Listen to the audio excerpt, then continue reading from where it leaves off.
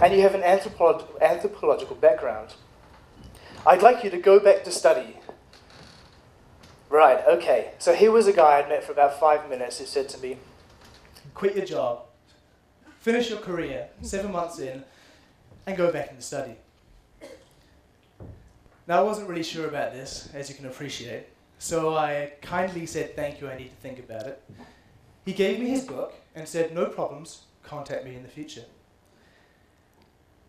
After 4 days, I'd finished reading the book. 3 days later, I'd quit my job. Seriously, much to the horror of my parents.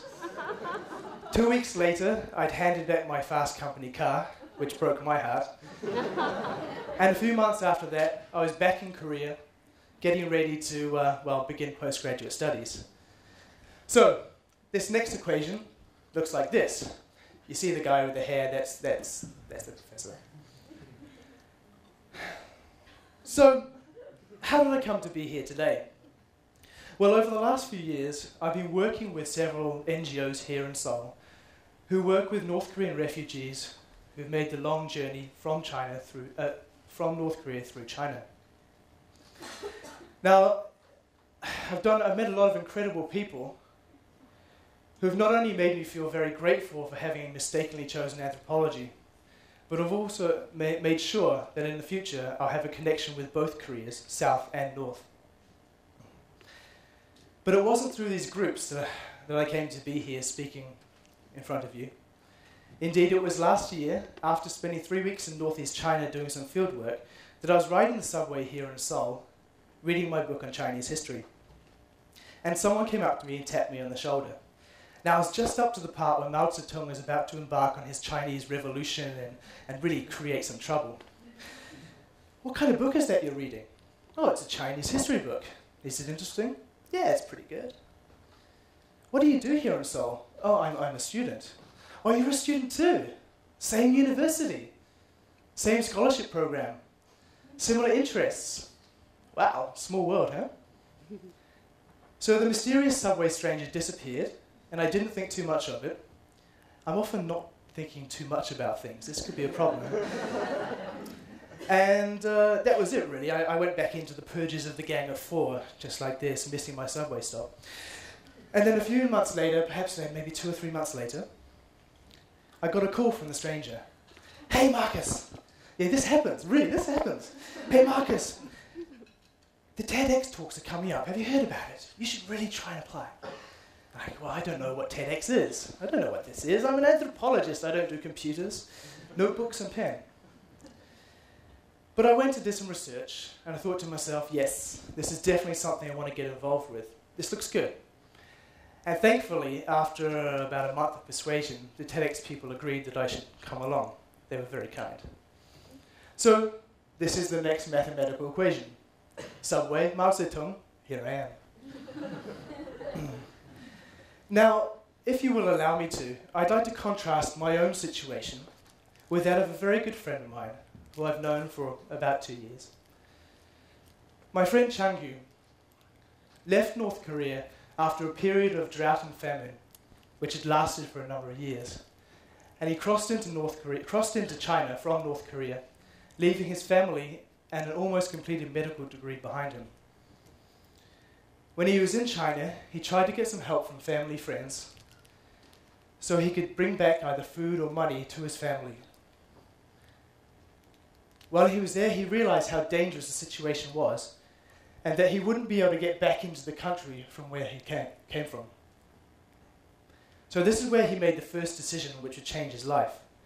Instead of going back to North Korea, he decided to make the long journey through China and Southeast Asia into South Korea.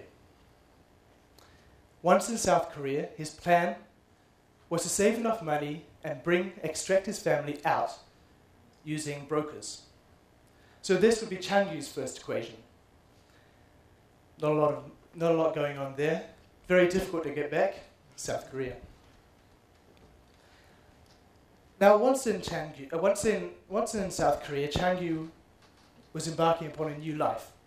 He didn't know anyone. He had no family here, and he had to seriously consider what he was going to do. Making matters worse, he didn't speak any English. And because of this, he couldn't continue with his medical studies.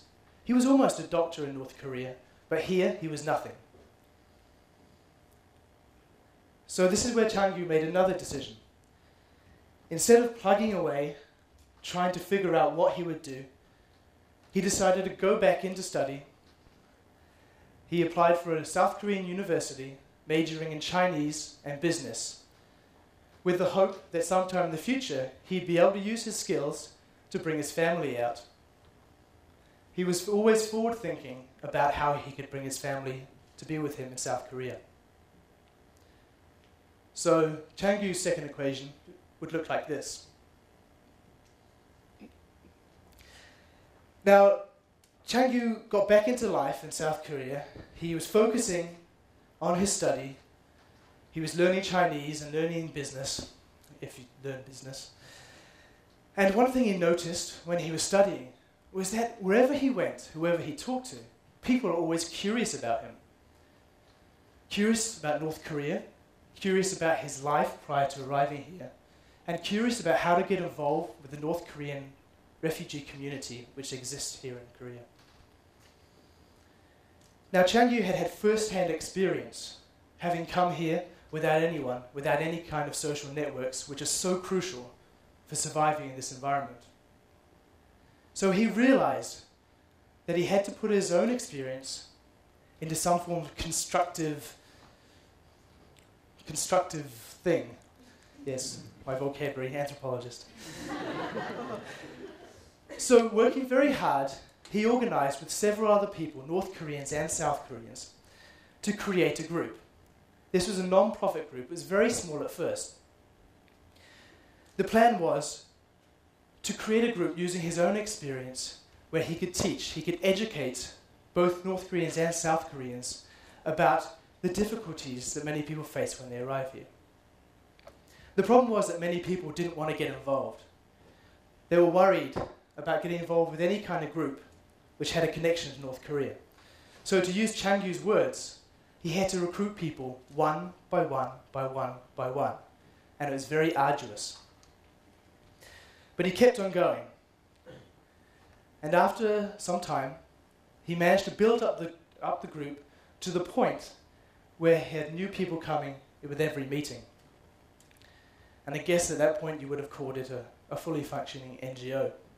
So this would be Chang-gyu's third equation. I'm sorry about the pictures, but you know.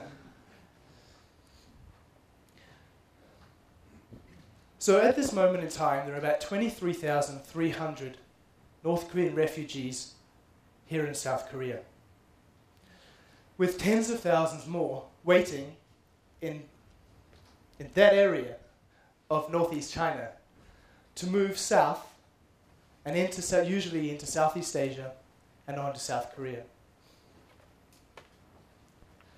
For many of these individuals, the journey from North Korea through China into the South is paved with both psychological and physical stress.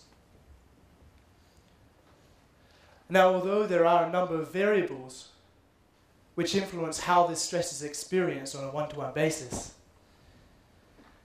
it is common that for most North Korean refugees, they will arrive with some form of PTSD, post-traumatic stress disorder. This manifests itself in several ways, including depression, low self-esteem, and feelings of rejection. So what can we do? How are we able to get involved with these groups? How are we able to take up the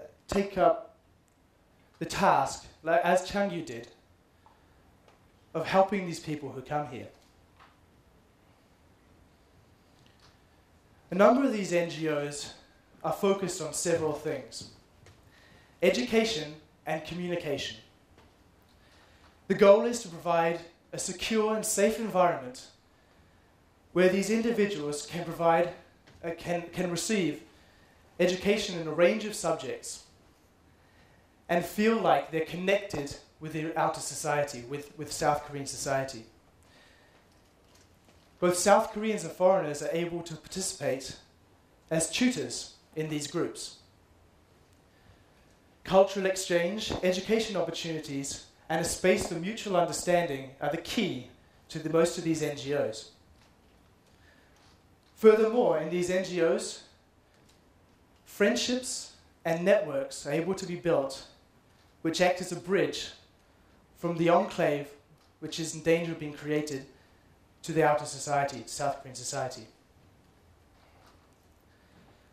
Now, I've been involved with this group for several years, as I said, and I've been lucky to meet some really impressive people while working with North Korean refugees. And I feel it's my duty to offer you the same thing without trying to make this sound like a pitch. I've done a number of jobs, including tutoring and mentoring, proofreading, translating, and simply helping to contribute to these cultural exchanges. Sometimes we just go to the movies, watch a movie, and talk about it afterwards. Sometimes we go on a nice picnic. Just simple things. Because for an individual coming from North Korea into South Korea, as I showed you before, there's often this feeling of drowning, of being lost here. Especially if you're on your own, without any family or friends, without any of these vital social networks. So I'm very lucky, as I said, that I've had these experiences. And I'd like to give you the same opportunity. For many North Korean refugees, as with many of us here, this is a new environment. And this brings with it new challenges, which only continue into the future. It's said that adaptation in South Korea takes at least 5 years. 5 years. There are linguistic difficulties, there are difficulties finding jobs, there are difficulties making friends in any environment. It's said that the earlier they arrive here, the quicker they adapt. A majority of the North Koreans I've been working with are of a similar age to me. Young. So, thank you. So I want the focus to be, today, I'm not on the depressing side of things, because these people have made a number of very difficult choices. But they've chosen to come here, and they've chosen, a majority of the time, to get involved with school, with education, with these groups. I want to look at the positive side of things. I want to look at how we can get involved. So I hope that I've given you something to think about today, and I hope that I've impressed you with my mathematics and sophisticated PowerPoint presentations. If you'd like any more information, I hope that you come and see me right after the presentation. Thank you very much.